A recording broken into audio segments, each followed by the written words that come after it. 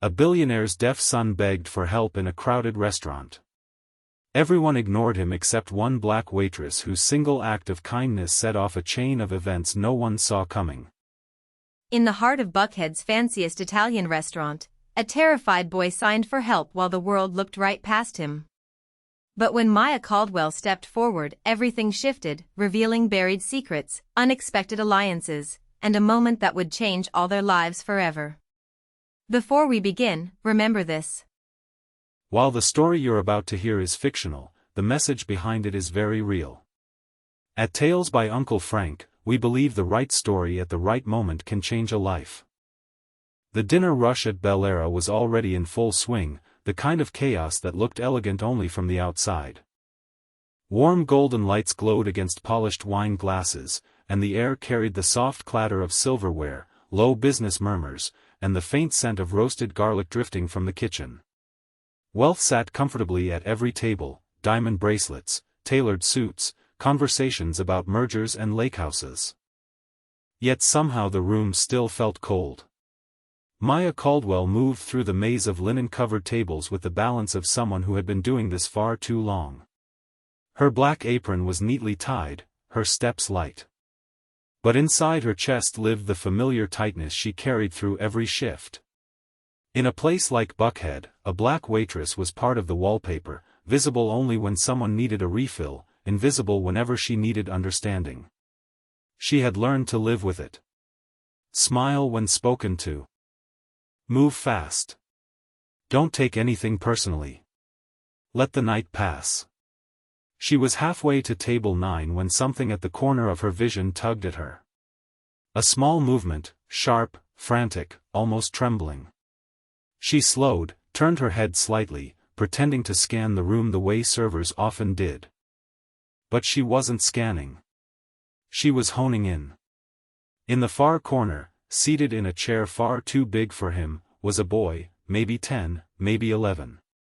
Curly brown hair, pale face, shoulders hunched inward as though trying to make himself smaller. His hands fluttered in the air, forming shaky shapes, fingers tapping, slicing, bending. He wasn't waving for attention. He was signing. And no one, absolutely no one, was looking at him. Maya watched the pattern of his hands, the broken rhythm of his breathing. He wasn't just trying to communicate. He was asking for help. She glanced around. 2 servers walked right past him. The hostess was busy seating another party. His father, or the man she assumed was his father, sat across from him, glued to a laptop, face lit by the screen, fingers typing the way only a man who expected the world to wait on him typed, with impatience and ownership. The boy signed again, this time slower, more desperate. Water, please, please. Maya's chest tightened. Those were signs she hadn't used in years, but once learned they never left your body. She felt her feet change direction before she even decided to move. She walked to the server station, grabbed a fresh glass, filled it with ice water, and took a breath to steady herself. When she reached the table, the boy looked up at her with wide, startled eyes, like he wasn't sure she was real. She bent slightly, trying to meet him at his level. No grand gesture, no dramatic smile, just a quiet offering of water. His breath hitched, his fingers twitched with hesitation. Then Maya, barely moving her hands, signed back, "Are you okay?" The transformation was instant. Relief washed over his face so clearly it made Maya's throat tighten. Someone had finally heard him. Someone had finally seen him. But the moment lasted only a heartbeat before a chill pressed against the back of her neck. She didn't need to turn to know why.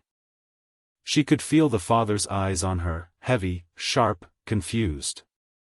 Why had no one else noticed the boy calling for help? And why, out of the entire staff, was she the only one who understood what he was saying? Maya held the glass of water steady as the boy's trembling fingers slowly relaxed. He wrapped both hands around it, lifted it to his lips, and drank as if he had been wandering a desert instead of sitting in one of the wealthiest restaurants in Atlanta.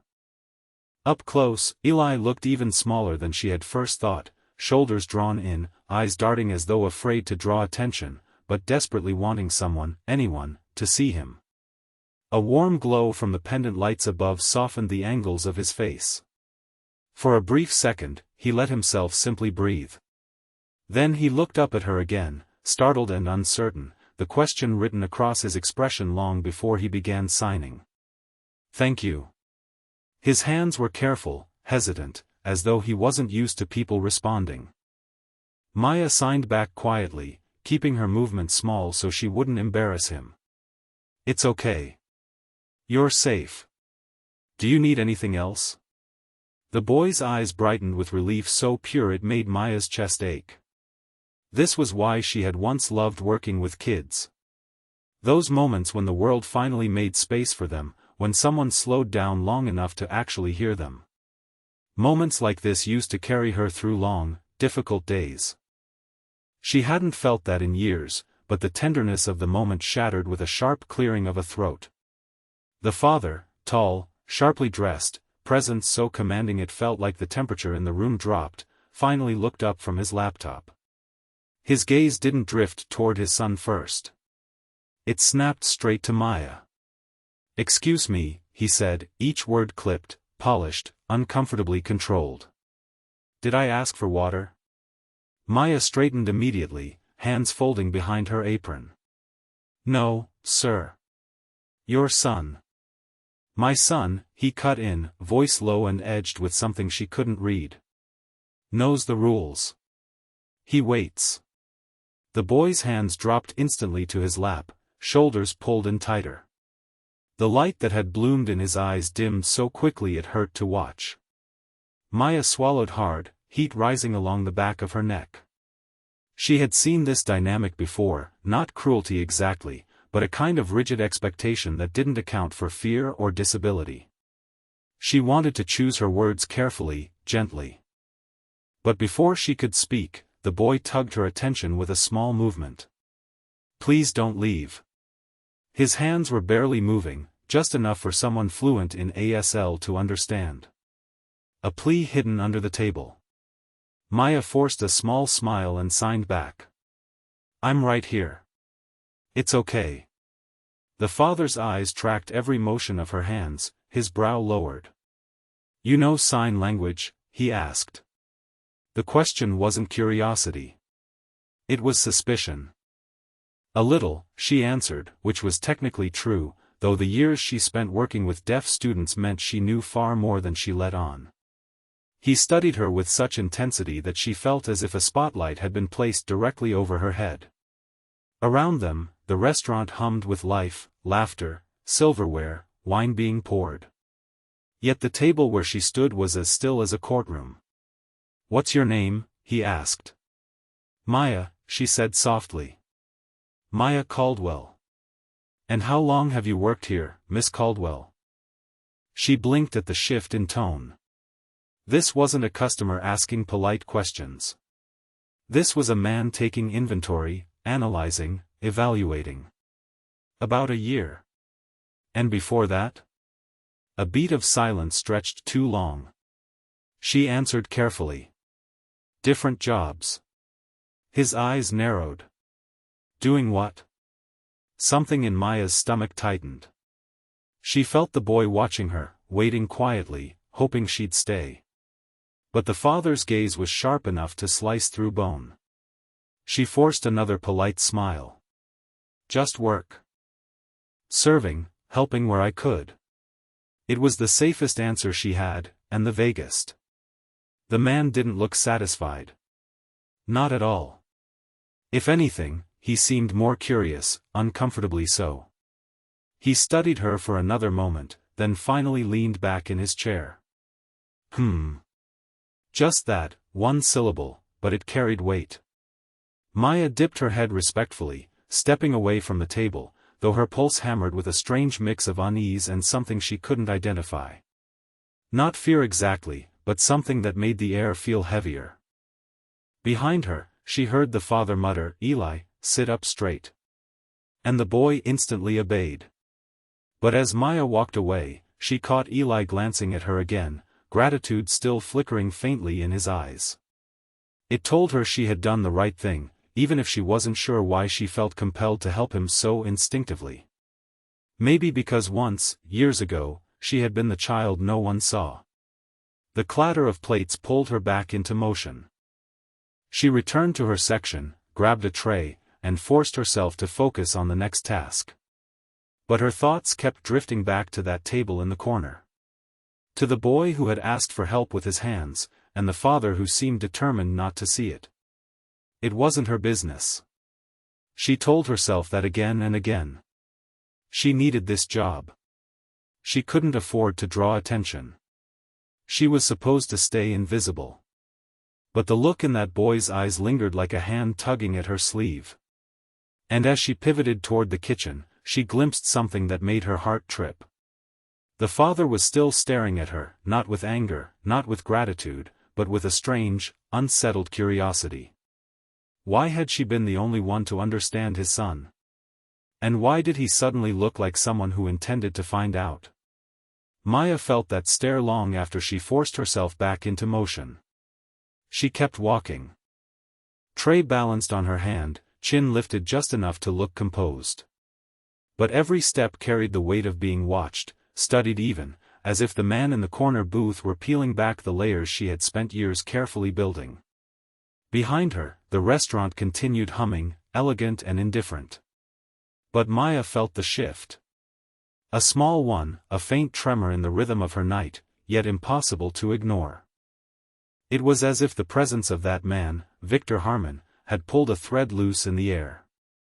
She delivered entrees, refilled wine glasses, nodded politely at jokes she didn't have the energy to pretend were funny, but her ears stayed tuned to the corner like a compass needle locked on true north. When she finally returned to the server station, she dared to glance over. Victor Harmon wasn't working anymore. His laptop sat closed. His posture leaned forward, elbows resting lightly on the table. His eyes, not cold exactly, but sharp, were fixed on her with unnerving patience. Maya inhaled slowly through her nose.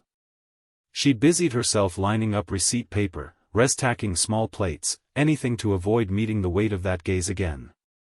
"Oh," Maria whispered beside her, cracking open a roll of silverware. "Corner table is looking at you like you owe him rent." Maya forced out a small laugh. "He's probably just annoyed I brought water without asking." "Rich folks live to be annoyed," Maria shrugged. "Makes them feel alive." Maya might have smiled if the knot inside her chest weren't tightening. She peeked again at the boy. Eli. He was sitting perfectly straight, hands folded, as if afraid to make another mistake. The glow she had seen earlier had dimmed beneath a practiced obedience that looked far too old for someone his age. A familiar ache pulsed behind her ribs. Kids weren't supposed to fold themselves that small. When she returned to the dining room, Victor raised two fingers slightly, a gesture that somehow managed to be both polite and commanding. She swallowed, wiped her palms against her apron, and approached. "Yes, sir." He didn't look at the menu. He didn't glance at his drink. He didn't do what most customers did. He looked directly at her. "Miss Caldwell," he said, his voice a low, private thing that didn't match the clinking crystal and murmured conversations around them. "Why did you sign to my son?" Maya held her breath. She had been ready for this, or she thought she had been, but standing there in the warm glow of pendant lights, her heart beating too loudly, she felt unprepared for the intensity of the question. She settled on the safest version of the truth. He was trying to communicate. "I just responded." Victor's eyes narrowed, not in anger, but in study. Nobody else noticed. She nodded gently. "Sometimes people don't look closely." "And you do?" She didn't answer. Not because she couldn't, but because any answer she chose might reveal too much. He shifted slightly, enough to draw her gaze. "You're not just some server who picked up a few signs, Miss Caldwell." That was fluent, clean, precise. Heat crawled up Maya's throat. Her pulse thudded. "Sir, I'm just doing my job." Are you? His tone dipped lower, quieter. Or is there something you're not saying? That question hit a corner of her soul she kept locked. She steadied her breath, but the edges of her calm were fraying. Before she could respond, a soft rustle broke the tension. Eli tugged at his father's sleeve and signed hesitantly. She helped me. Maya's heart twisted.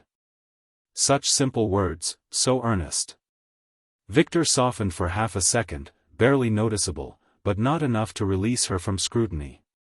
Eli, he said, signing each word stiffly, imperfectly, the way someone still learning a foreign alphabet might. Wait. The boy obeyed instantly, hands falling to the table. Maya exhaled through her nose.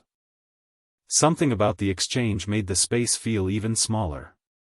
What happened to make the boy so afraid of being wrong? What happened to make Victor so desperate to control every variable around him?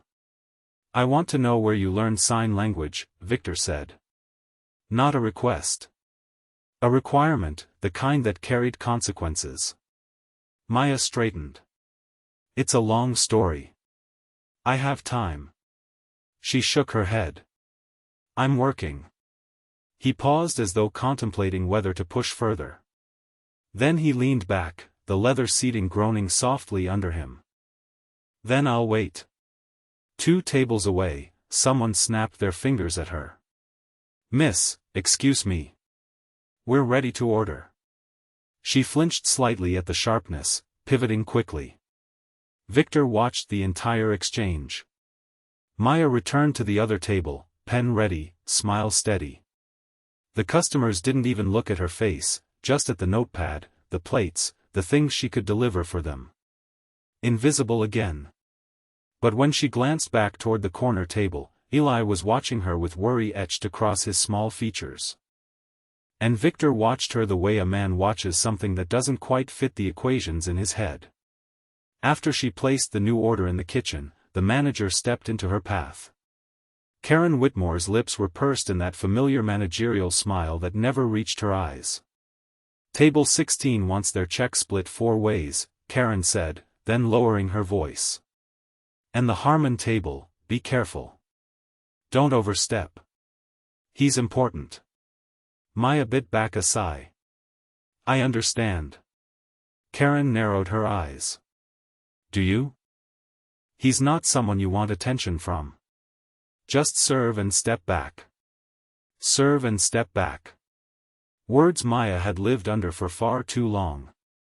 When she returned to the dining room again, Victor closed his laptop completely. A final gesture of intention, of interest. There was no avoiding him. Not anymore. As Maya passed by, he spoke quietly, almost conversationally, but with precision that pinned her in place. Miss Caldwell, I'm going to find out. She turned slowly. Find out what? What you're hiding. Maya's throat tightened, breath stuttering. He didn't raise his voice. He didn't threaten her. He didn't even look angry. But the certainty in his expression chilled her. People don't become fluent in ASL by accident, he said. And they don't work jobs like this without a reason. Her fingers trembled against the tray she held. Memories she had buried deep, memories of classrooms, hallways, children who trusted her, surged dangerously close to the surface. Eli watched her with wide, innocent eyes, unaware of the earthquake shifting beneath the table. Victor watched her like a man who rarely encountered puzzles he couldn't solve. Cars rushed by outside, headlights flickering across the windows. Somewhere in the dining room, someone laughed too loud. A wine glass clinked. But at that table, in the far corner, the world had narrowed to a single terrifying truth. She was no longer invisible, and he wasn't done with his questions. The awareness of Victor Harmon's scrutiny clung to Maya long after he and Eli finished their meal, paid, and finally stepped out into the cool Atlanta night. She watched their silhouettes fade through the glass doors, the tall, commanding outline of the billionaire and the small, fragile shape of his son at his side. For a moment, she wondered what their world looked like from the inside. A world where money answered most questions except the ones that really mattered. Except the ones sitting quietly across from you, needing to be heard. Maya exhaled shakily, then forced herself back into the rhythm of work. Clean the tables. Reset the silverware. Offer a polite smile that didn't reach her eyes. Pretend the man who said he'd find out what she was hiding hadn't rattled her to the bone. By closing time, her nerves felt frayed like an overworked wire. She hung up her apron, clocked out, and stepped outside into the humid Georgia air. A thin mist floated over the parking lot, catching the glow of street lamps and painting everything in a soft, ghostly haze. She walked past puddles reflecting neon, past the row of idling rideshare cars, and toward the bus stop where she always waited alone. The bus arrived with its familiar groan, brakes squealing a tired protest. She climbed aboard, tapping her card, and took her usual seat near the middle, close enough to the driver to feel safe, far enough back to keep to herself. The hum of the engine vibrated through the floor as the city lights blurred across the windows. Her reflection appeared faintly in the glass. Tired eyes, curls pulled into a bun. Posture tightened from years spent trying not to look like a problem. But tonight, the reflection also held the echo of a man's voice. People don't become fluent in ASL by accident, and they don't work jobs like this without a reason. She closed her eyes, pressing her forehead lightly against the window. She had come so far to escape all of that, to bury the past under new routines and quiet her dreams. But somehow, beneath the weight of one man's curiosity, all her careful hiding felt suddenly fragile. When the bus turned off the main road and into the South Side neighborhood, the scenery shifted from polished storefronts to aging apartments and corner stores with flickering signage. Kids played basketball beneath street lights. Music thumped faintly from passing cars. Laundry fluttered from metal balconies. This was home, worn, imperfect, but real and safer than the world she had left behind. At her stop, she stepped onto cracked pavement and headed toward the three-story building she lived in. The air smelled faintly of rain and late-night barbecue from someone's porch. As she climbed the stairs, each step echoed the same reminder. You can't let him pry. You can't let him find out. Inside her apartment, the quiet hit her all at once. A small lamp glowed beside the second-hand sofa. The wallpaper peeled slightly near the baseboards. The refrigerator hummed a low, uneven note, but it was hers. A place where her past couldn't claw its way back. At least that's what she had told herself. She set her bag down, kicked off her shoes, and walked toward the wall above her tiny dining table. There, tucked into an old frame, hung the paper she never dared throw away. The letter, the one that had ended everything. Termination of employment. Immediate effect. At the bottom, her name. Above it, a signature that had once been familiar, trusted, even respected. Derek Raines. Her breath shook as she traced the faded ink with her eyes. She remembered the day she had confronted him, her voice trembling but determined. She remembered the frightened children, the things she had seen that she couldn't ignore, the lies he told to bury it all. And she remembered standing alone in that room while he rewrote the story until she became the villain. Her chest tightened. She blinked hard, but memories continued pushing through the cracks. Tiny hands signing help. Whispered apologies from coworkers too scared to speak up. The last time she packed up her classroom with tears slipping silently down her cheeks. A sudden vibration jolted her back. Her phone buzzed on the counter.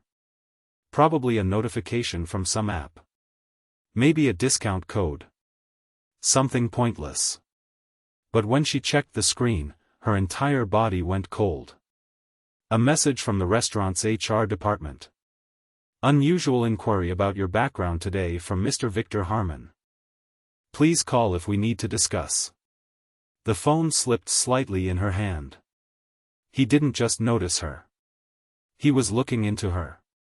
Her heart thudded as she lowered herself onto the sofa. The cushions sank beneath her weight, worn soft from years of offering quiet comfort after long shifts. She curled one hand into the fabric just to anchor herself. She had to breathe. In, out. But the breath came shallow.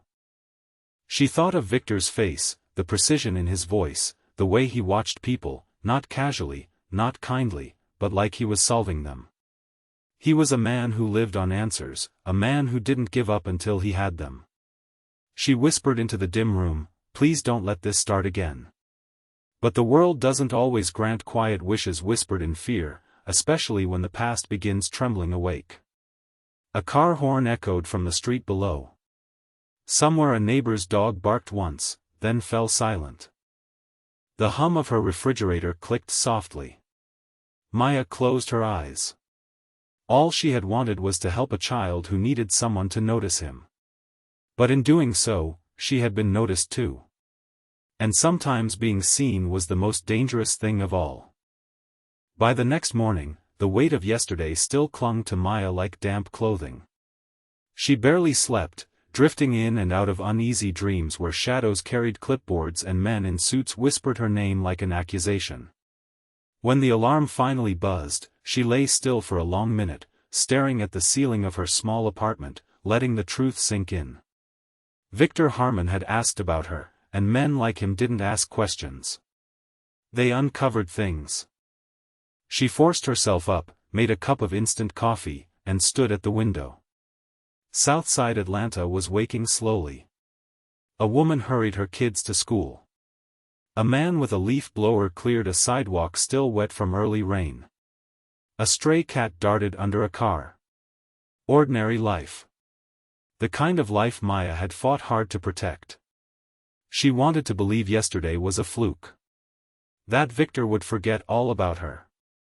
That rich men didn't waste time thinking about waitresses.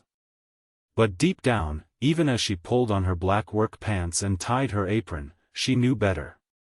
He was not the type of man who let loose ends dangle. At the restaurant, the morning light poured in through the tall windows, catching dust motes in quiet suspension. Maya tied her hair back and stepped onto the floor, hoping to slip unnoticed into the day. But Maria greeted her with wide eyes. "He's back," she whispered. Maya blinked. "Who?" Maria tilted her head toward the corner booth. "The billionaire." Her stomach dropped. Victor was there again at the same table. Eli sat next to him, sipping orange juice through a straw, his small shoulders more relaxed than the night before, but not by much. Victor was in a new suit, sleek charcoal, crisp, expensive, but the same expression remained on his face, calculating, focused, determined. And the moment Maya walked in, he noticed. Their eyes met across the room just for a second, but it was enough to make her heartbeat stutter. "Maya," Karen snapped from behind her. "Table 12 wants their coffees, and do not keep Mr. Harmon waiting this morning. He asked for you specifically." Of course he did. Maya picked up a pot of coffee and carried it toward the corner booth. Every step felt like crossing a courtroom, each footfall echoing louder than it should. She approached quietly. "Good morning," she said, smoothing her apron. "Can I get you anything?" Victor closed the folder in front of him, not abruptly, but deliberately, in a way that signaled she now had his full attention. "Miss Caldwell," he greeted with polite formality. "Glad you're here." Eli's face lit with a small smile. He signed quickly. "Good morning." Maya couldn't help smiling back. "Good morning, sweetheart," she signed in return. Victor watched the exchange with an unreadable expression. Then he leaned slightly forward. "I have a question," he said. Her pulse quickened. "Yes, sir. Why did my son respond to you more in 5 minutes than he has with 3 private tutors this year?" She swallowed. "Sometimes children just connect differently.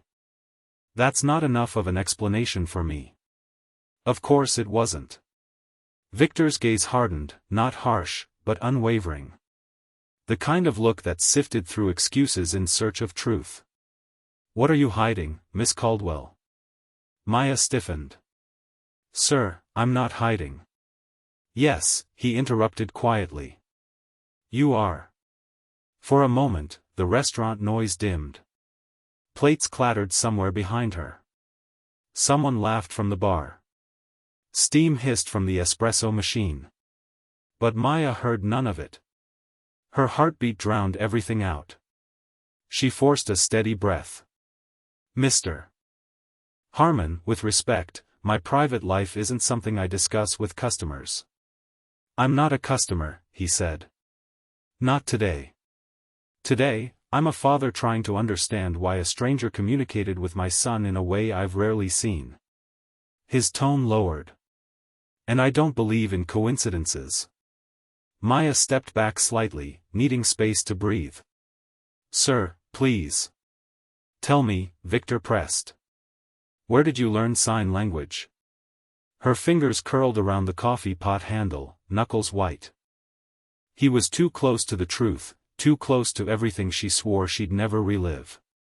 She shook her head, barely whispering, I can't. Victor studied her for a long moment. Then he leaned back, hands folding together with patient certainty. Then I'll find the answer myself. The words hit her like cold water. He meant it. He wasn't bluffing. And a man with his resources, connections, influence, money could find anything he wanted. Panic surged through her chest. Before she could respond, a soft tug caught her attention. Eli gently tapped her wrist, then signed with a small, worried frown. You okay? Maya nodded weakly.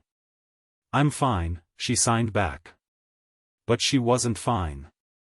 And Victor saw it. His jaw tightened, not in anger, but in recognition, in curiosity, in something almost like concern, though he'd never admit it aloud. He straightened his suit jacket. We'll talk again. She gave a stiff nod, then turned away, stepping quickly before the tremble in her hands became visible. She reached the server station and set the coffee pot down too hard. The metal clanged against the counter, making Maria jump. Ari, Maria whispered. You look pale. Are you okay? Maya tried to answer, but her voice cracked. She cleared her throat. I just need a second. She leaned against the counter, dragging air into her lungs slowly, deliberately, but the panic pressing against her ribs refused to ease. An inquiry to HR, direct questions from the man himself. A promise to find out. It was happening again. Her past was clawing up through the floor she stood on. The rest of the shift blurred. Orders, payments, quick turns of the head to avoid meeting Victor's eyes again. When he and Eli finally left, Maya nearly sagged with relief. But relief didn't last. Not when she found a folded paper tucked beneath the salt shaker at the table they had vacated, her name written on the front. Her hands shook as she opened it. Inside was a simple message written in neat, deliberate handwriting. Your kindness toward my son was not accidental. Neither is your silence. We will speak again. VH. Her heart pounded. She didn't need him to come back. She didn't need questions. She didn't need trouble. But trouble, it seemed, had already chosen her.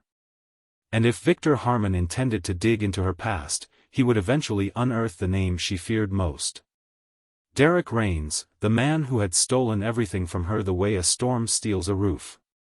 Suddenly, violently, leaving only whatever debris manages to remain. Maya folded the note slowly, carefully, as if closing a wound that refused to stop bleeding. She should run. She should hide. She should disappear again. But then she remembered Eli's small hands signing, "Don't be scared."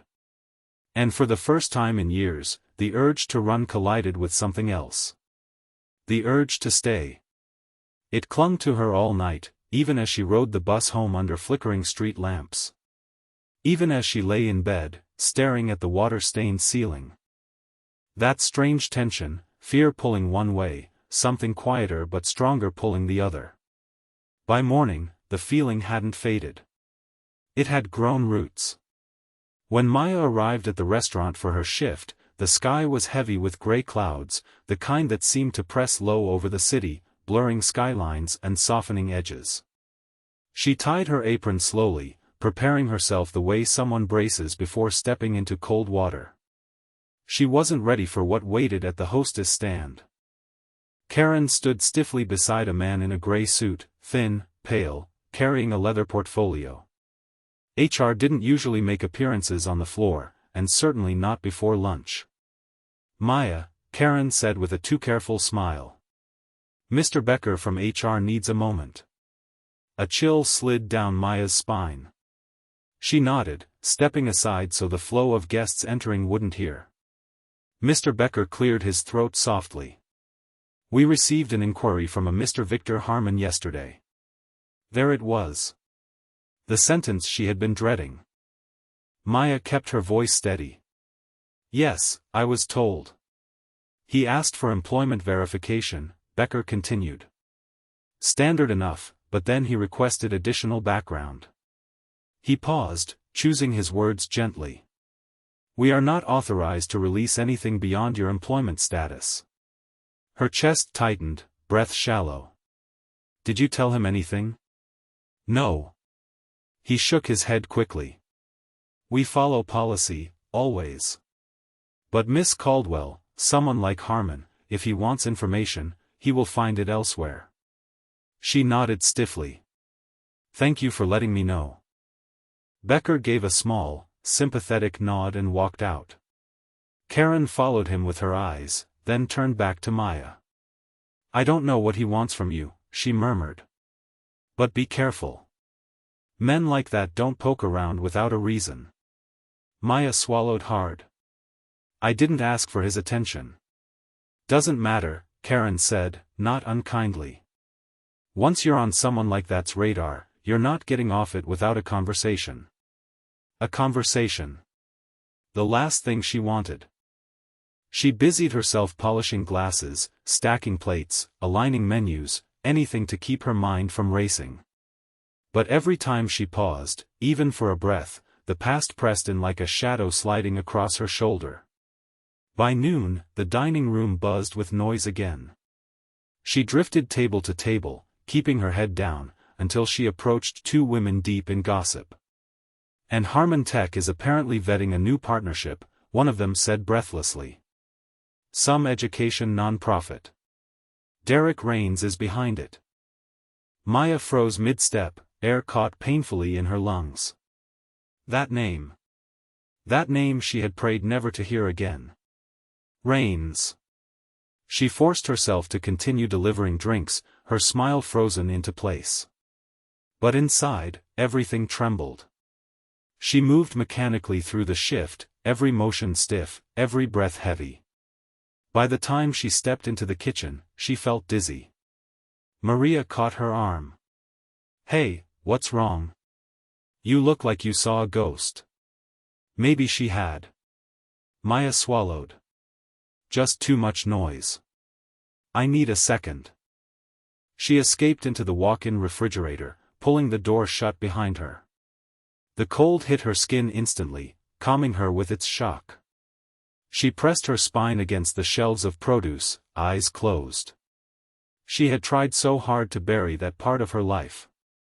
The classroom, the children, the ones who needed a voice, and the man who had stolen hers, the one who smiled in front of parents and donors while covering up the harm he caused behind closed doors.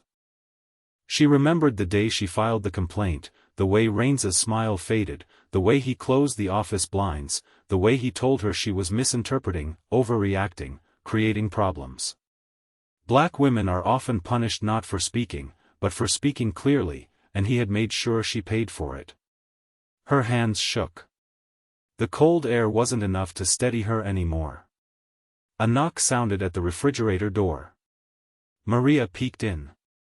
Ari, you okay? Maya nodded, forcing air into her lungs. I'm fine. You sure? Because table 3 asked for you specifically, and not in a fun, flirty way. Maria smirked, then softened. Seriously, let me know if you need backup. Maya stepped out, bracing herself. But when she reached table 3, it wasn't a rude customer waiting for her. It was Victor again. He hadn't come with Eli today. He sat alone, hands folded, expression as unreadable as stone. But the moment he saw her, something flickered in his eyes. Confirmation, perhaps, or recognition. He gestured to the seat across from him. "Miss Caldwell," he said. "Sit." It wasn't a command. It wasn't a request. It was inevitable. She lowered herself into the chair, pulse pounding. Victor didn't waste a second. "I made some calls this morning." Her breath caught. He continued, voice calm, but carrying the weight of certainty. "You worked in special education before this job. At a school called Clearpath Academy." Her entire body went cold. Maya managed to whisper, "Please don't."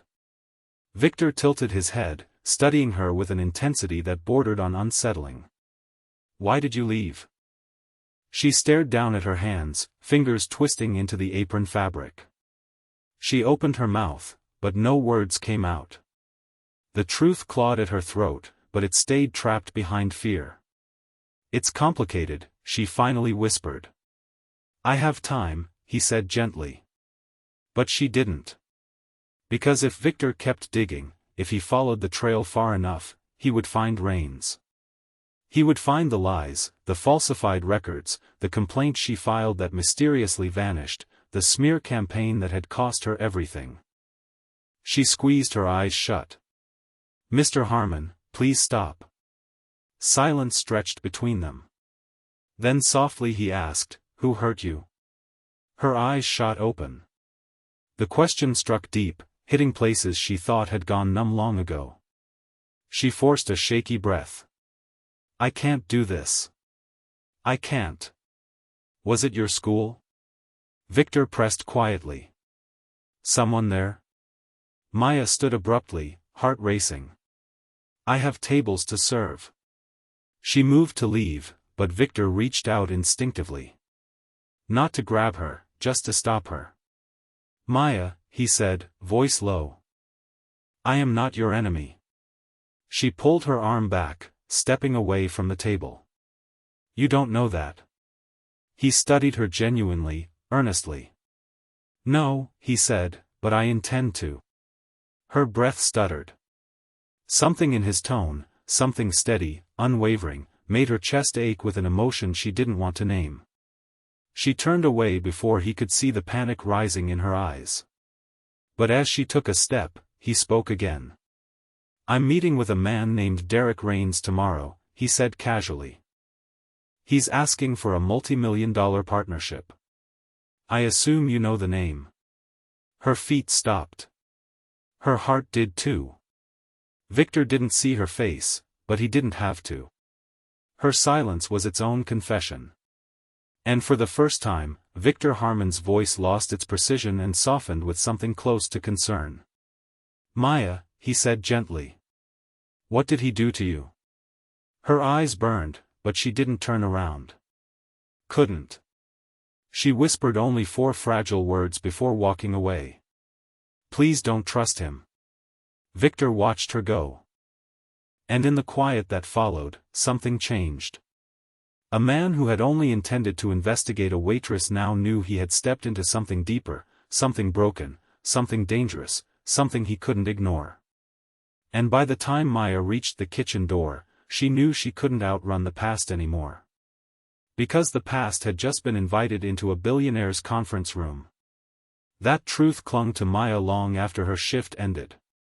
She walked home through the damp Atlanta night, her thoughts tangled in fear she hadn't felt in years.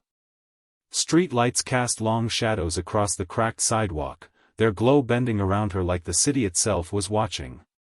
When she climbed the stairs to her apartment and shut the door behind her, she rested her forehead against the wood and let out a trembling breath. Tomorrow, Victor Harmon, one of the most powerful men in the city, would sit across a polished table from the man who had once destroyed her life. And she had no power to stop it. She made tea she wouldn't drink, sat on the couch she barely felt, stared at the letter of termination on the wall she had tried 100 times to forget. Each memory came back sharper than the last.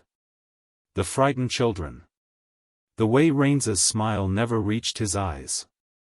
The way he twisted her words, her intentions, her entire character until every door in the education world slammed in her face.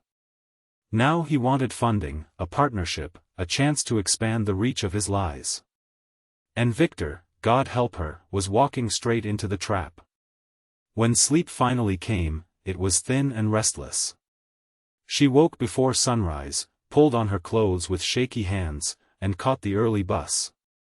The city felt colder than usual, like a storm brewing just under the horizon. At the restaurant, the dining room was quiet, chairs still stacked, the only light spilling from the kitchen.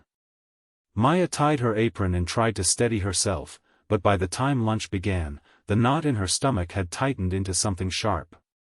Every time the front doors opened, she flinched. But the person she feared seeing wasn't Rains. It was Victor. Yet he didn't come in today. Not in the morning rush. Not at noon. And somehow that made her even more anxious. No news felt more dangerous than bad news. Around 3 o'clock, she was wiping down a counter when a small hand tapped her elbow. She turned and blinked in surprise. Eli stood there, backpack slung over one shoulder, cheeks slightly flushed as if he had hurried. His eyes were bright with determination. His hands moved quickly. Dad is in meeting. Big meeting. Important. Maya swallowed.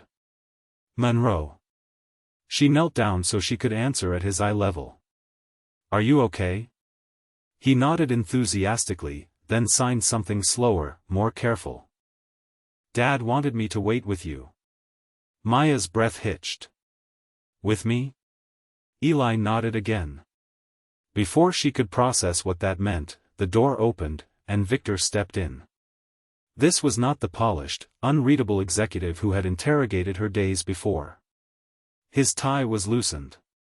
His jaw was clenched.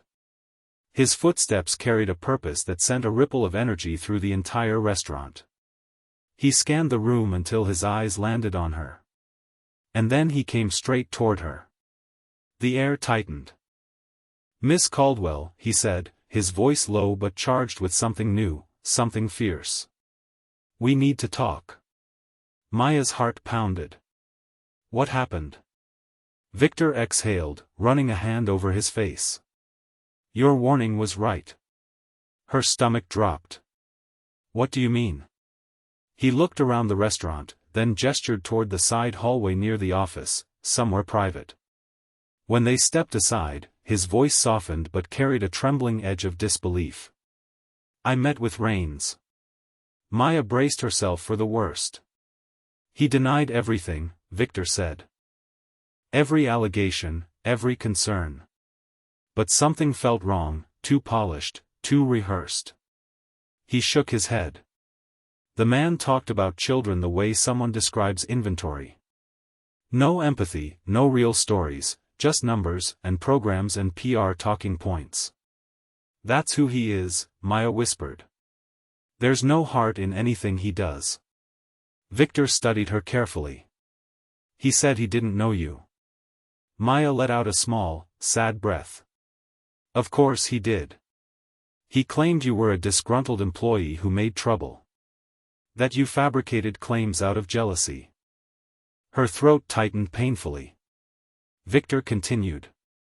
But then Eli wandered into the conference room. Maya's eyes widened. What? He got away from my assistant, burst into the room, and signed, Daddy, he's lying. Maya covered her mouth. Eli said that? Victor nodded slowly. In front of Rains. In front of my entire board. The image felt surreal. Eli standing up for her, for truth, in a room full of adults who had long forgotten how to listen. What happened after? She whispered. I asked Rains directly, Victor said, voice low.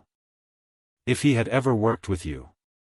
If he had ever seen you with deaf children. If he had ever been present in one of your classrooms. Maya felt her pulse in her ears. And he slipped, Victor said. Just enough. He froze, looked at Eli, looked at me, and for a moment, I saw fear. Maya closed her eyes, the validation hitting with an almost physical force. I don't know everything yet, Victor went on. But I know this. Something about your story is true, and something about his is very, very wrong. A tense silence fell between them. Then he asked quietly, gently, Maya, what did he do to you? Her breath trembled. She opened her mouth, but emotion flooded her throat, too thick to speak. She looked down at her hands, at the worn fabric of her apron, at the life she had been forced into. When she finally found her voice, it cracked. I told him about the children, she whispered. I told him what he was ignoring, what he was hiding. He didn't just fire me, Mr. Harmon. He erased me. He made sure every school saw me as a problem. I didn't just lose my job. I lost my future. Victor's expression shifted. Not just anger, but something deeper. A protective resolve. You are not the problem, he said. Maya shook her head. You don't know what he's capable of. Victor stepped closer, lowering his voice. Then help me know. She looked up slowly, meeting his eyes. For the first time since she had met him, the hardness was gone. In its place was sincerity and a fierce determination that reminded her of the way Eli looked when trying to say something important. Victor wasn't interrogating her anymore. He was standing with her. Please, he said quietly. Tell me the truth. Her chest rose with a trembling breath. She didn't tell him everything, not yet. But she told him enough. Enough for his jaw to tighten. Enough for him to whisper, my God. Enough for him to realize what Rains had stolen wasn't just her career. It was her voice. When the weight of her story settled into silence, Eli reached out and wrapped his small hand around hers. She looked down, startled, and he signed softly. You helped me. Let us help you. Maya's throat burned with emotion. For years, she had carried this alone. Now, for the first time, someone was reaching back. Victor straightened, resolve sharpening. Tomorrow, he said, you're coming with me. Maya recoiled. No, I can't. Rains is a problem, Victor interrupted. But tomorrow, he answers to me. She shook her head, breath quickening. I can't face him. You won't be alone, Victor said calmly. I will be right there. Maya stared at him. This powerful man who had started as a threat, as a stranger who saw too much, and now stood before her as something she had never expected. An ally, a force, a shield. We're going to get to the truth, Victor said. Together. Her pulse hammered with fear. But beneath that fear, something else flickered. The faintest spark of courage she thought she had lost forever. She whispered, tomorrow. Victor nodded once. Tomorrow. When he and Eli left the restaurant, Maya stood motionless in the quiet hallway, hand still tingling where Eli had held it. For the first time in years, she wasn't running. And that terrified her just as much as it steadied her. The next morning arrived wrapped in gray dawn, the kind that felt heavy before the day had even begun. Maya stood at the bus stop with her jacket pulled close, watching headlights smear across the wet pavement. Her hands trembled, not wildly, but with the quiet tremor of someone stepping toward a past she never wanted to see again. A text buzzed. Victor's car is outside. No bus today. She almost ignored it. Almost. But when she turned, a sleek black sedan idled beside the curb. The driver stepped out, opened the door, and nodded respectfully. Miss Caldwell? Her heart pressed against her ribs. She took a breath, then another, and stepped in. Inside, the humidity of Southside Atlanta melted into cool air scented faintly with leather. The ride toward Buckhead felt unreal. Street after street, lifting her from the world she knew and carrying her back toward a world she had lost. When they reached Harmon Tech's headquarters, she hesitated on the sidewalk, staring up at the steel and glass tower rising into the pale sky. It gleamed like something untouched by struggle. Clean lines, reflective windows, a place built for people who never feared losing everything. A hand appeared beside her. Victor, not touching her, simply offering presence. "You ready?" he asked, voice steady. "No," she whispered. "But I'm here." He nodded once. "That's enough." Inside, the building buzzed with morning efficiency. Employees in tailored clothes hurried by with coffee cups and tablets, unaware of the quiet storm walking toward Conference Room 4B. Maya kept her gaze low, but Eli, walking beside his father, kept glancing up at her. Every few steps he would sign something small. "You're brave. We're with you. Don't be scared."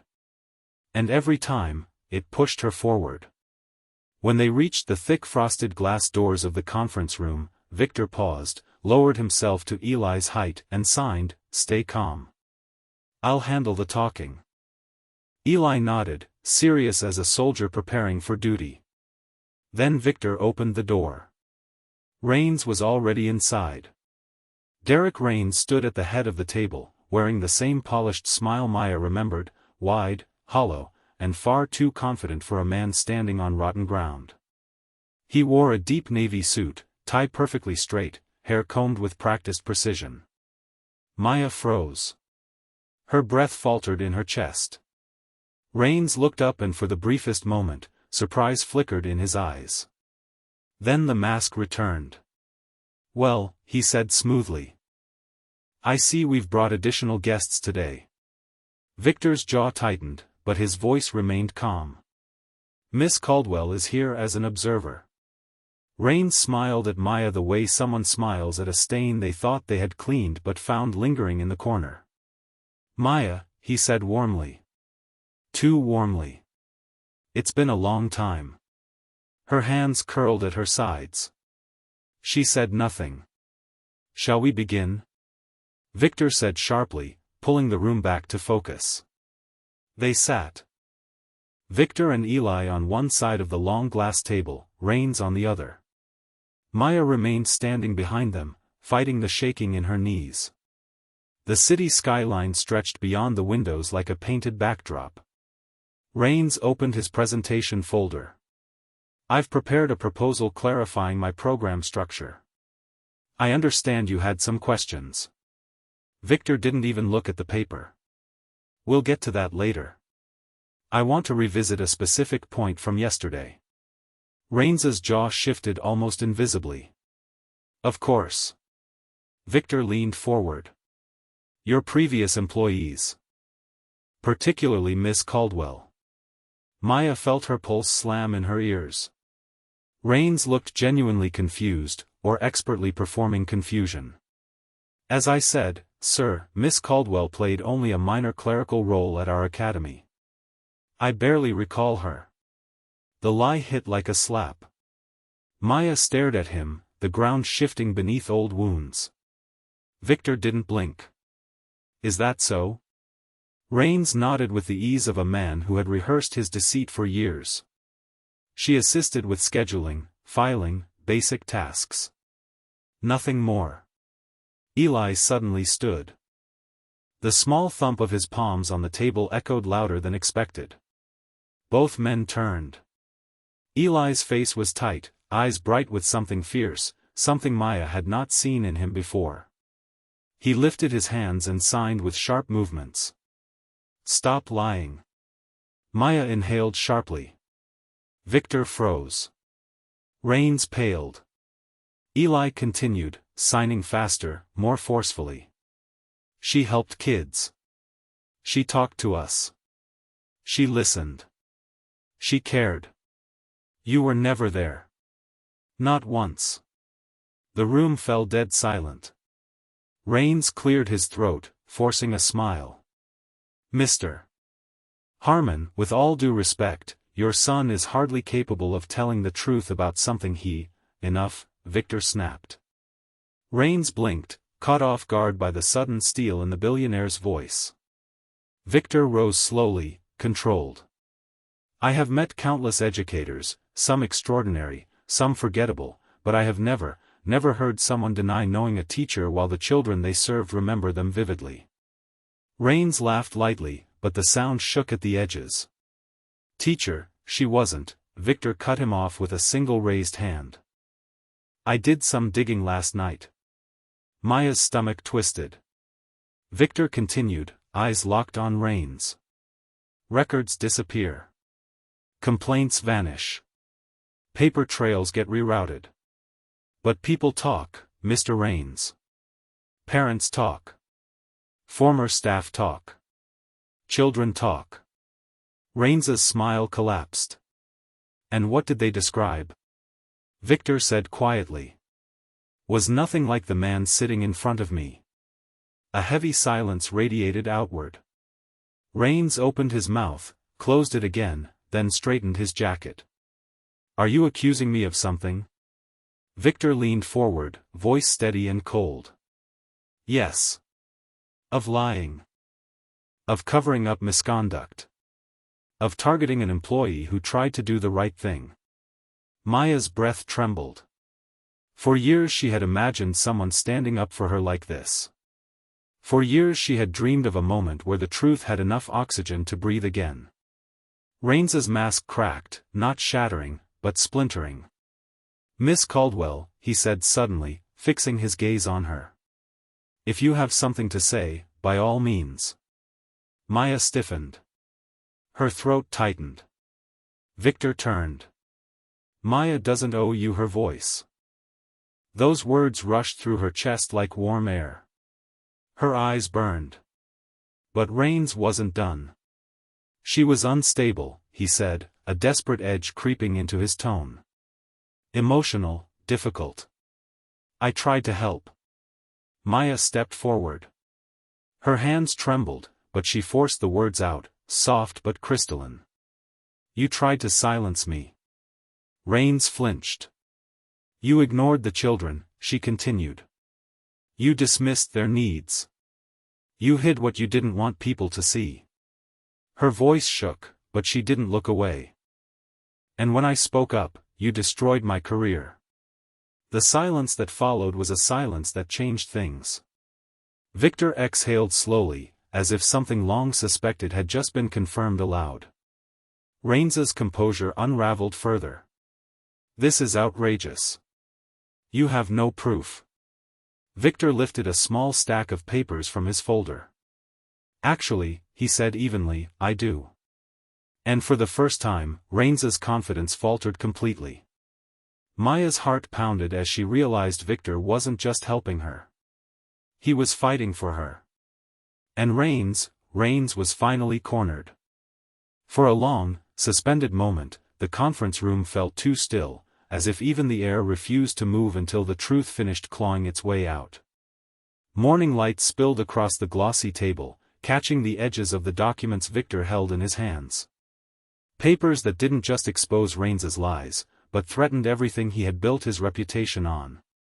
Victor placed the stack down, one page sliding slightly askew. These, he said calmly, are internal reports obtained from former staff, statements from parents. Records you tried to erase, files you claimed never existed. Rains's face drained of color. You have no right to. I have every right, Victor cut in. When a man I'm considering doing business with is accused of endangering children, I have every right. Maya stood frozen behind Victor's chair, fingers gripping the backrest until her knuckles ached.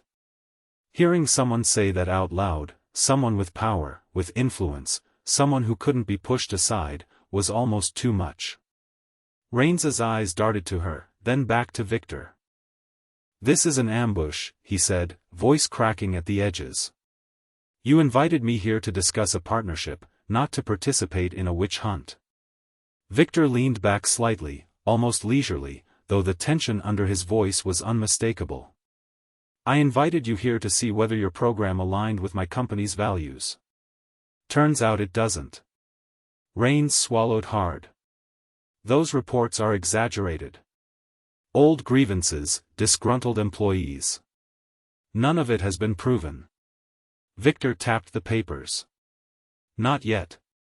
Maya felt her breath hitch. Not yet. Two simple words that meant everything was about to change. Rains's composure slid further. I have connections, Mr. Harmon. You're making a serious mistake if you think siding with her will benefit you. He said her like she was a problem, an inconvenience, a stain someone had forgotten to scrub out. Victor didn't flinch. I'm not siding with her. I'm siding with the truth. A ripple of something warm spread through Maya's chest, quiet, fierce, and unfamiliar. She had stood alone for so long that hearing someone else speak for her felt unreal. Rains pushed back from the table, rising to his feet with jerky movements. This is absurd. I refuse to sit here and be insulted by a woman whose incompetence got her fired. That's enough. The words weren't loud, but they carried the force of a hammer. Maya startled because they came from her. Her voice trembled, but she didn't back down. Stop pretending you don't remember.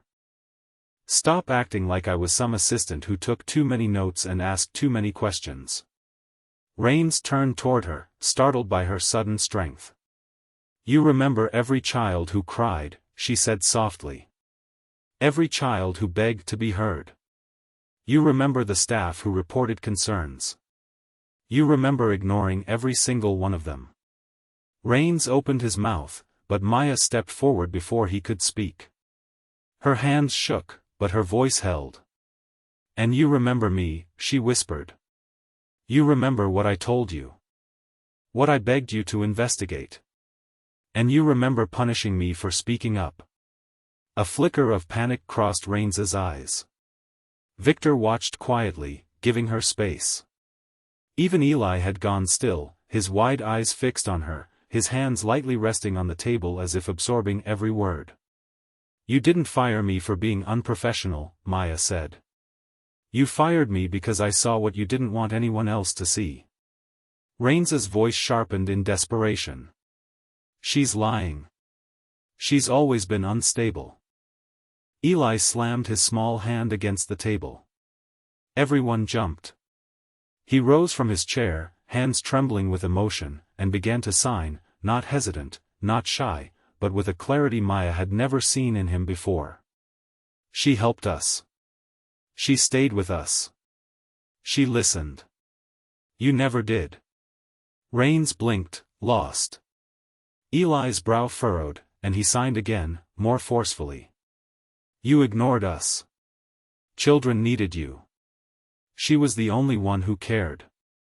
Maya covered her mouth, tears pricking her vision. Victor stood. That's enough, Mr. Rains. This meeting is over. Rains's voice cracked. You can't just throw away a multi-million-dollar contract because of some emotional story.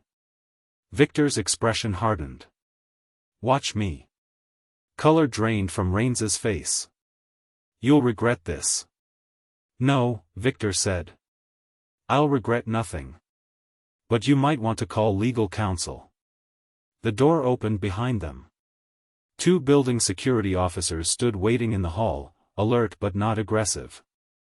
Victor hadn't asked for them, but someone on his staff must have sensed the tension building and notified security.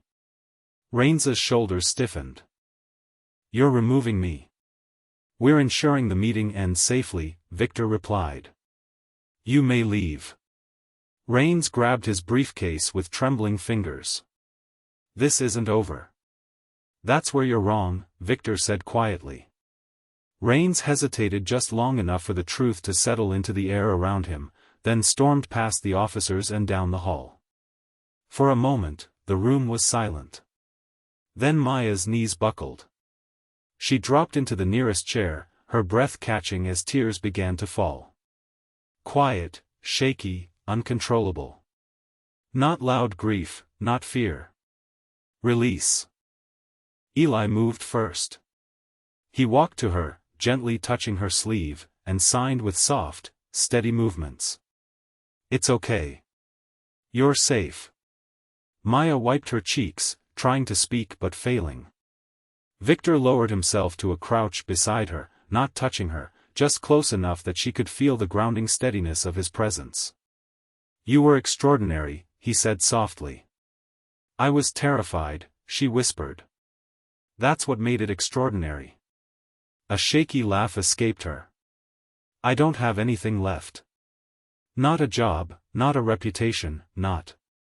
You have more than you think." She looked up. Victor's eyes held something she didn't know how to name. Determination, maybe, but also something gentler. "You have the truth on your side," he said. "You have witnesses, you have evidence, and you have people standing with you now." Her lips parted, but before she could answer, a soft patter drew their attention. Rain. It began to fall against the tall windows, a gentle sound at first, then a steadier rhythm, as if the sky was letting go of a weight it had held too long. Maya stood slowly and walked toward the glass. She pressed her palm against the cool surface, staring out at the city blurred by rain. Everything she had carried for years was unraveling.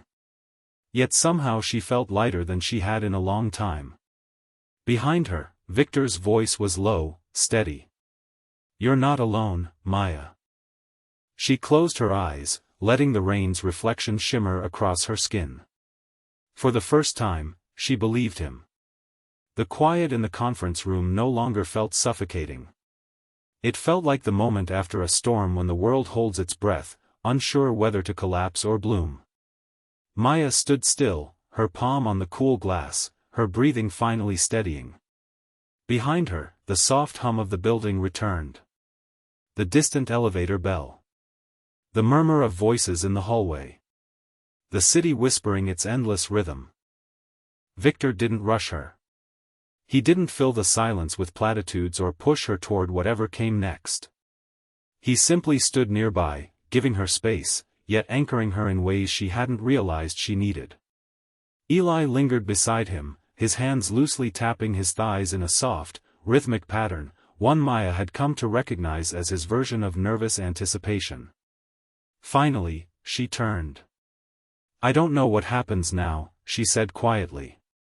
Victor nodded, slipping his hands into his pockets. "That makes two of us." A faint, tired smile tugged at her lips. "You, a billionaire with an empire. I figured you planned everything down to the second." "Just the parts one can control," he replied. "Not the parts that matter." Eli stepped closer to Maya and signed with gentle precision. "Come with us." Her breath caught. It wasn't a demand. It wasn't even a request. It was an offering. Simple, pure, born from the kind of trust she hadn't seen in a long time. Victor cleared his throat lightly. "There's something I want to show you," he said.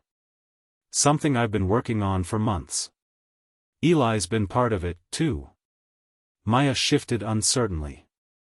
"Victor, I appreciate everything, but I'm not sure I can." "You can," he said softly. "Just come. No decisions today." She hesitated, the weight of old wounds tugging her backward. But Eli reached for her sleeve, his small fingers curling gently around the fabric. The gesture wasn't bold. It wasn't urgent. It was simply human. And that was enough. "Okay," she whispered.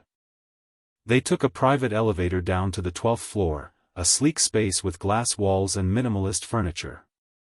Rain streaked down the windows, turning the city lights into soft halos. Victor led her through a corridor and stopped at a set of frosted doors. "This floor is not in use yet," he said. "It's been under development for almost a year." He keyed in a code. The doors slid open. Maya stopped breathing. The space beyond wasn't an office. It wasn't a boardroom or a lab. It was a classroom, a small one, bright, open, filled with natural light. Low tables, adaptive technology on the walls, color-coded learning stations, soft rugs, quiet acoustics panels. Everything purpose-built for children with hearing differences. Her throat tightened. You built this? Victor shook his head. We're building it. It's phase 1. A prototype for something larger. She walked forward slowly, her fingertips brushing the back of a tiny chair. It was the perfect height for a child no older than Eli. She imagined students here, laughing hands, confident eyes, a room filled with possibility instead of fear. Maya swallowed hard. What is this place? A beginning, Victor said.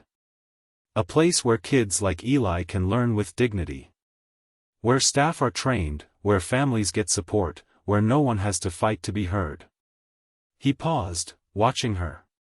And I want you to lead it. Maya froze. The world seemed to tilt beneath her feet. Victor, no. I'm not qualified. I don't have my license anymore. I don't. You have something more important, he said gently. You have heart. You have experience. You have a way of reaching kids other people overlook. Her eyes stung. She shook her head. My reputation is ruined. No school is going to touch me.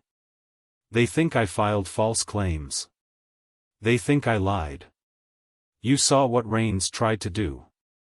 And now, Victor said, voice steady, the truth is coming out. You're being investigated for reinstatement. Your license will be cleared. She blinked. How do you know that? Because I spoke with the Department of Education this morning. He held her gaze. They reopened your case. They've already reviewed the evidence we submitted. You'll have their decision soon. Her knees weakened. She gripped the back of a chair to stay upright. You did that? She whispered. No, Victor said softly. You did. I just made sure someone finally listened.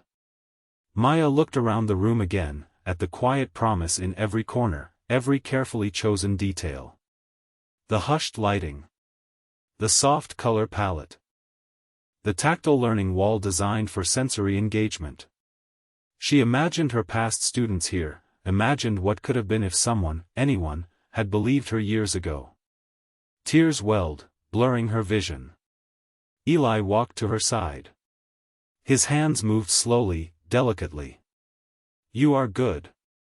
You are meant for this. We need you. Maya pressed a trembling hand over her mouth. Victor stepped beside them, lowering his voice. I built this place because my wife always dreamed of it. Maya turned toward him, startled. He looked out the window where the rain had softened into a mist. She was a teacher at a school for deaf children. She wanted to design programs that centered the kids instead of the system. He took a slow breath. She never got the chance. A silence spread. Deep. Respectful. Maya felt her chest tighten, but not with fear. With understanding. I'm sorry, she whispered. He nodded once. Me, too. Then, turning back to her, but when I saw Eli light up with you, when I saw the way he trusted you instantly, I realized the dream didn't have to die with her. Not if the right person helped build it. The weight of his words settled gently but powerfully. Maya looked around the room again. Really looked. This wasn't a favor. This wasn't pity.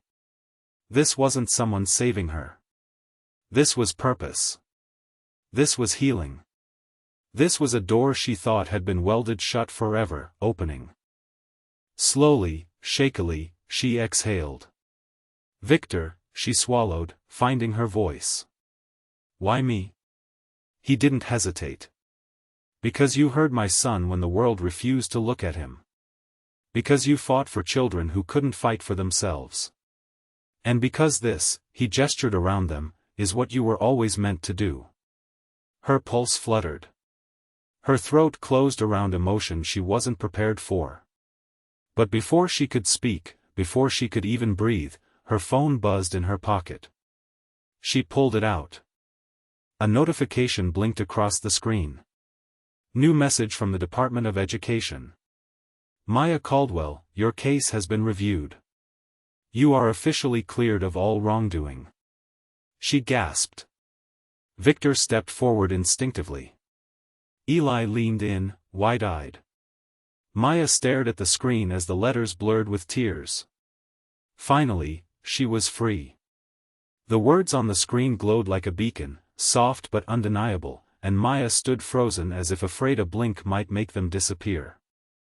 The quiet hum of the nearly empty floor wrapped around her, a gentle reminder that the world had not ended, no matter how many times she had feared it would. Her breath came out in a shaky rush, a sound that was half laugh, half sob.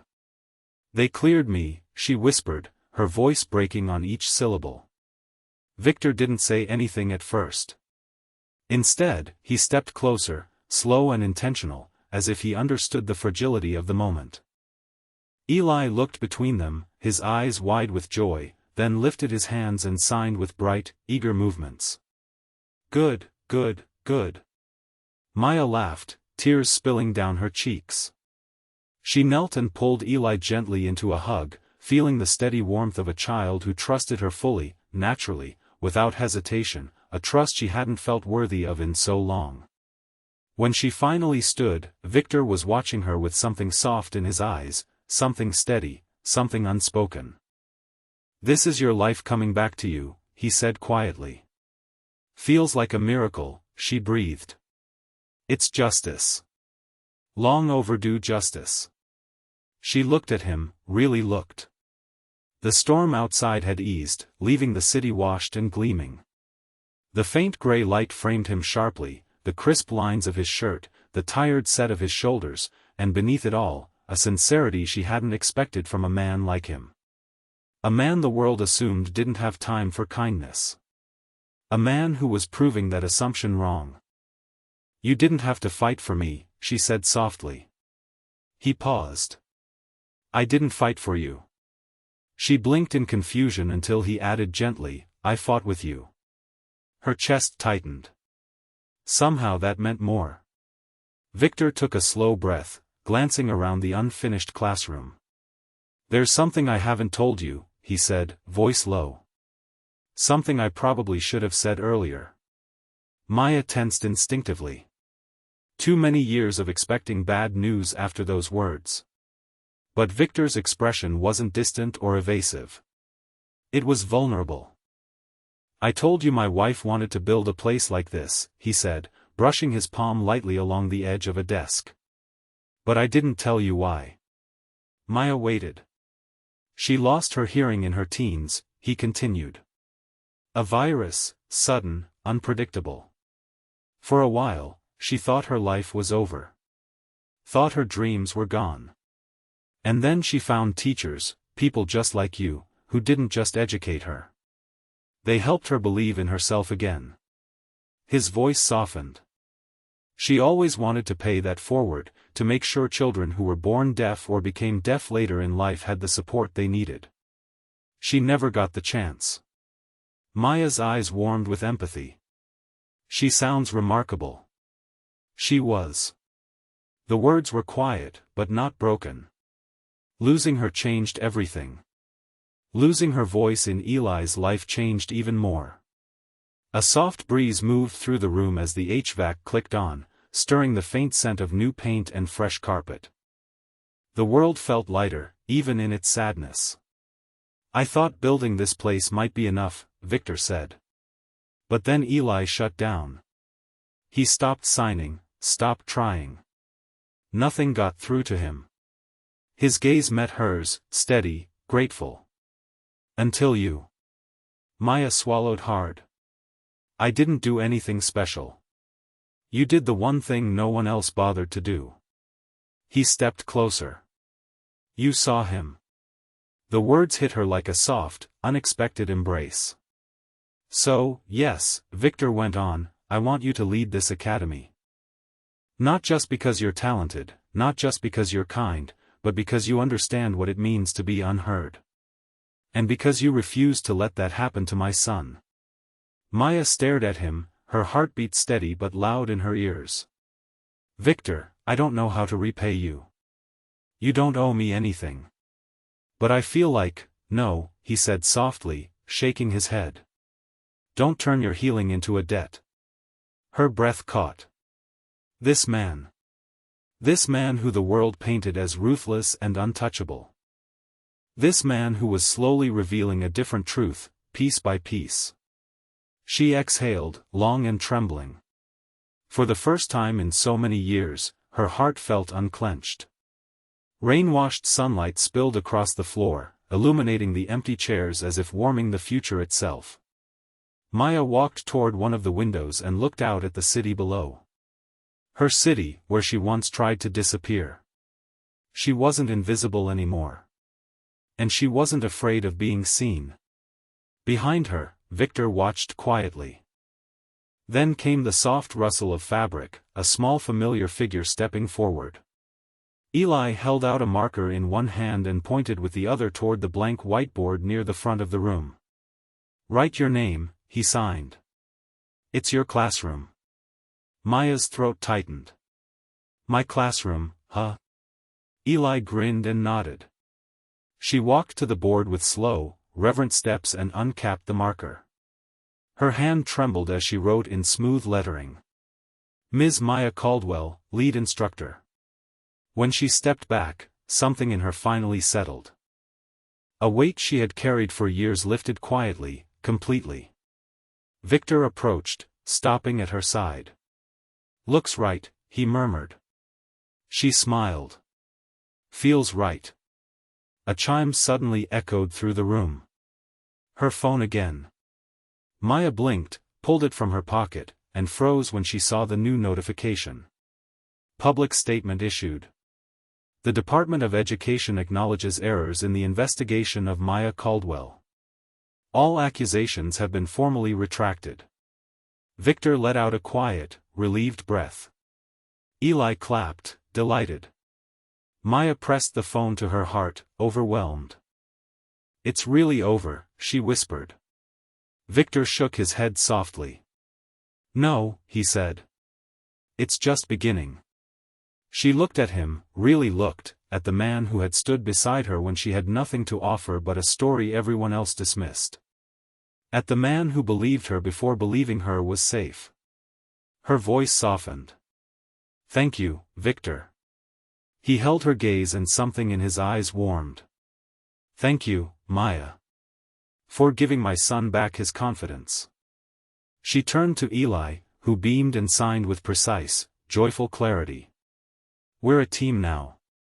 The sun finally broke through the thinning clouds, filling the classroom with gold.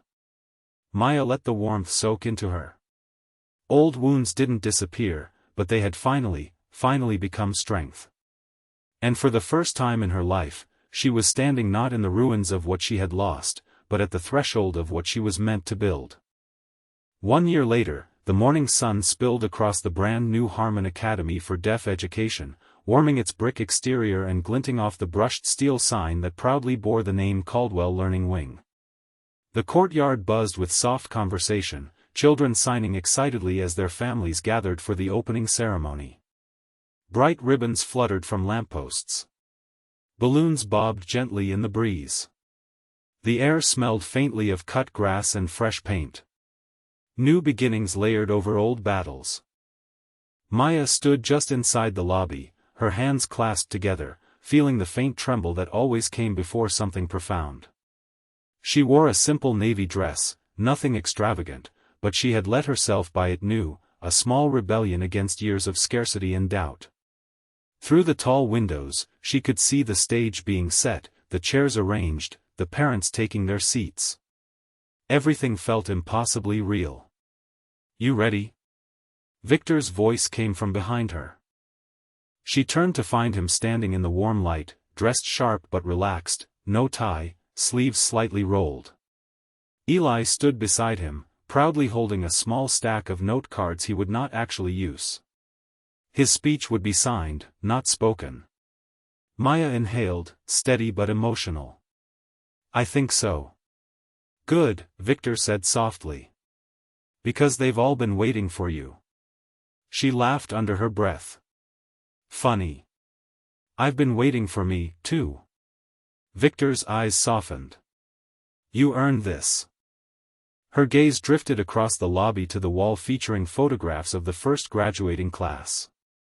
Children of different backgrounds, different communication styles, different challenges, but all of them smiling, confident, seen.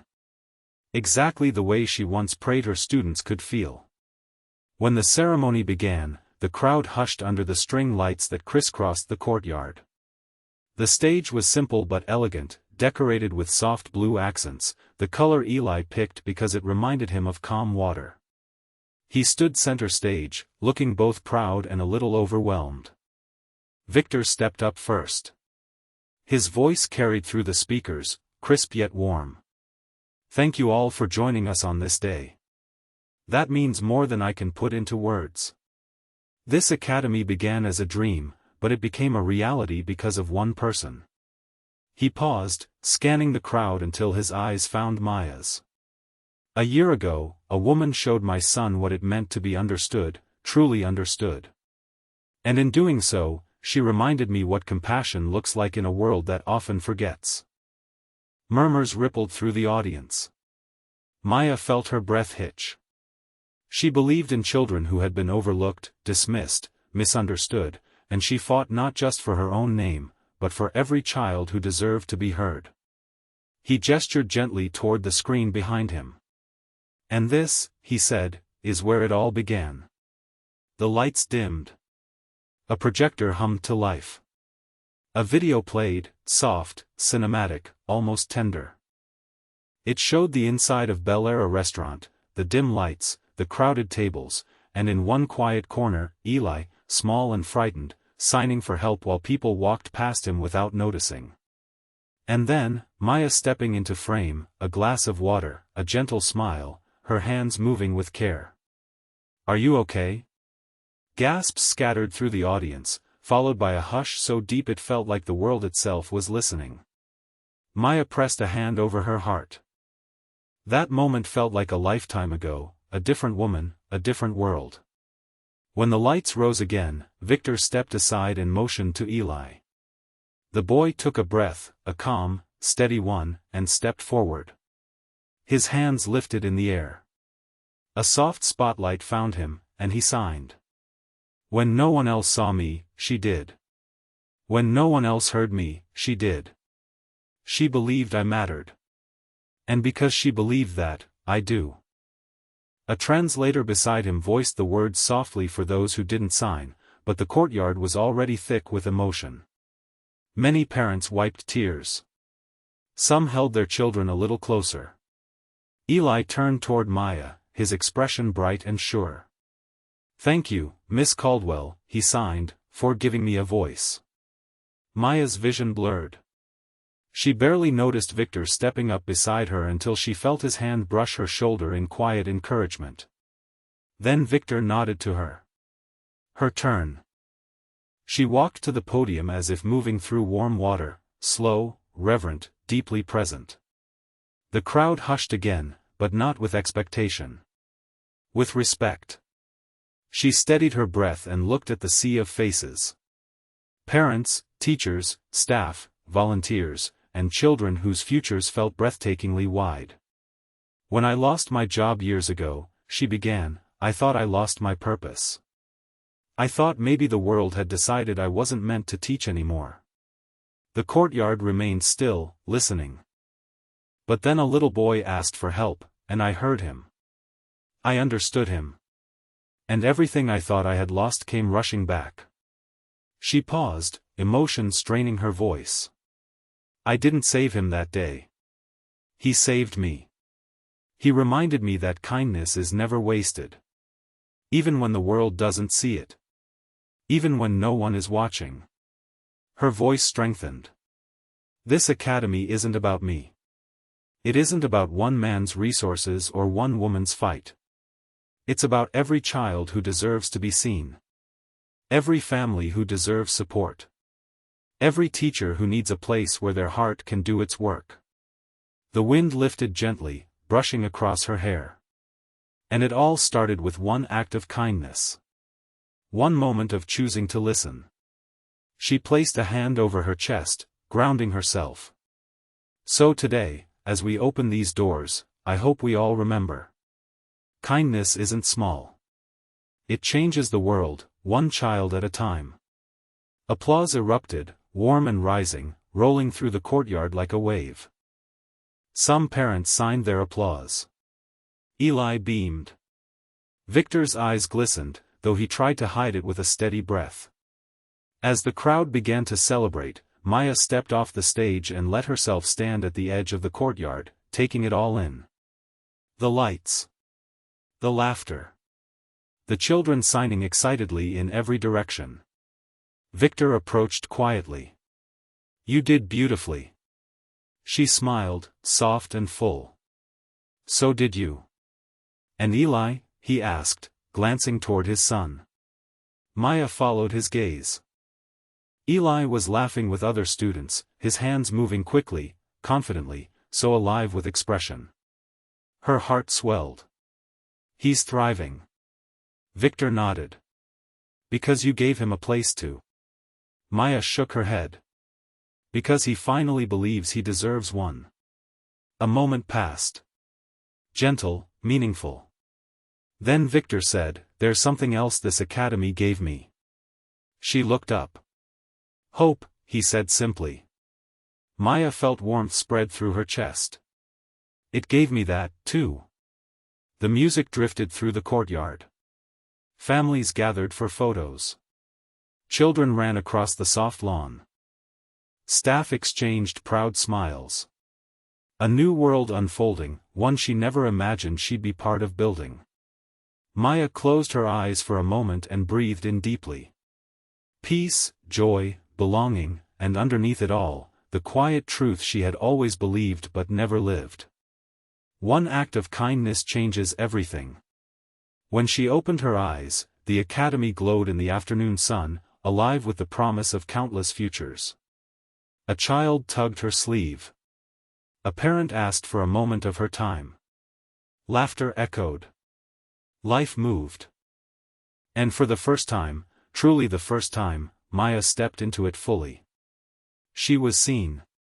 She was valued. She was home. Everything she had given came back to her tenfold. And it had all begun with a boy who signed for help and a waitress who decided to listen. If this story touched you, drop a simple one in the comments to let us know you're here. And if you want more stories of kindness, resilience, and life-changing twists, make sure to follow Tales by Uncle Frank. Your next favorite story is already waiting.